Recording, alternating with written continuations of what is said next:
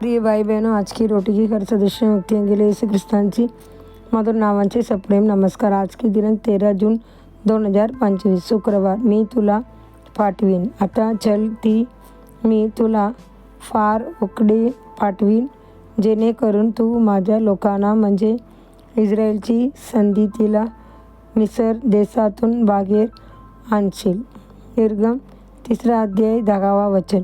जसा देवाने एकेकाली मोसेला फार उकडे पाठवून इस्रायल लोकांना गुलामगिरीतून मुक्त केल आणि दूध व मध वागणाऱ्या देशात नेण्यासाठी त्याला वापरल, तसेच आज देव तुलाही आपले साधन होण्यासाठी बोलावतो आहे. सेवकाईत यश मिळविण्यासाठी सर्वात महत्त्वाचे म्हणजे तयारी, आणि ती प्रार्थनेतून सुरू होते. जे प्रार्थना करतात त्यांच्यावर देव एक ओझ ठेवतो, जबाबदारी, अधिकार, सामर्थ्य आणि आत्मिक देणग्या देतो. त्याने आपल्या कार्यासाठी अग्नीच्या ज्वालामध्ये रूपांतरित करतो. तत्त्वज्ञानाचे अभ्यास उपयुक्त असला तरी सेवकाई ही मानवी बुद्धीने नव्हे, तर दैवी ज्ञान, सामर्थ्य, अभिषेक आणि अधिकार यांची द्वारे व्हायला हवी. मानवी बुद्धी प्रभावी उपदेश करू शकते, पण कोरड्या काळांना जीवन मिळणार नाही, चमत्कार होणार नाहीत आणि मन परिवर्तित होणार नाहीत. जर पवित्र आत्मा नसला तर देवाची सामर्थ्याने कार्य होण्यासाठी उत्स्फूर्त प्रार्थना अनिवार्य आहे. दुसरे महत्त्वाचे म्हणजे सेवकाईत दैवी सामर्थ्य आवश्यक आहे. आत्मिक अधिकार असणे आवश्यक आहे, जो जगातील आणि सैतानाची शक्तीवर विजय मिळवतो.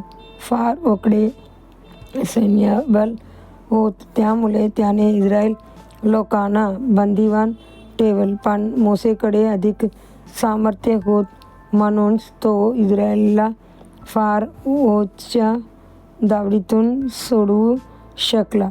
देवाने मोसेला सांगितले, मी तुला फारोसाठी देवासारखे केले आहे. निर्गम 7 अध्याय 1 वचन. जर देवाचे सामर्थ्य मोसेमधून वागत नसेल असत तर इस्रायल फारोच्या हातून सुटले नसते. प्रेषित पौल याने तो दैवी सामर्थ्याचा अनुभव घेतला होता आणि तो ठामपणे म्हणतो, माझ्या बलवंत करणाऱ्या ख्रिस्तामध्ये मी सर्व काही करू शकतो. फिलिप्पियन अध्याय 4:13 वचन. जो सेवक देवाची सामर्थ्य शिवाय कार्य करतो तो देवाची महिमा प्रकट करू शकत नाही किंवा त्याची सर्वशक्तिमान तेज दर्शन घडवू शकत नाही. नेपोलियन, जो जगाची बहुतांश भागाची विजेता होता, त्याने एकदा म्हटले होते, अशक्य हा शब्द माझ्या शब्दकोशात नाही. आपल्या बाबतीत तर अधिकच. आपला देव सर्वोत्तम महान आहे, आणि जो आपल्यात आहे तो जगात असणाऱ्यापेक्षा महान आहे. पहिली योहान अध्याय 4 वचन 4.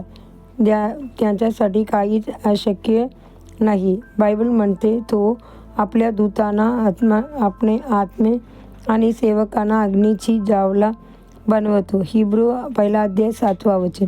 प्रिय बंधूंनो व बहिणींनो, हेच अग्नीचे अभिषेक तुमची जीवनात सामर्थ्य आणते. अधिक ज्ञानासाठी पद. देवाने नजरेतीच्या येशूला पवित्र आत्म्याला आणि सामर्थ्याने अभिषेक केले, आणि तो भले काम करत व सैतानाने पीडित सर्वांना बरे करत फिरत होता, कारण देव त्यांच्या सोबत होता. प्रेरितांची कृत्ये 10 अध्याय 38 वचन. आजच्या बायबल वाचन सकाळी इज्रा 6 अध्याय 7 अध्याय 8 अध्याय, संध्याकाळी योहान 21 अध्याय. धन्यवाद.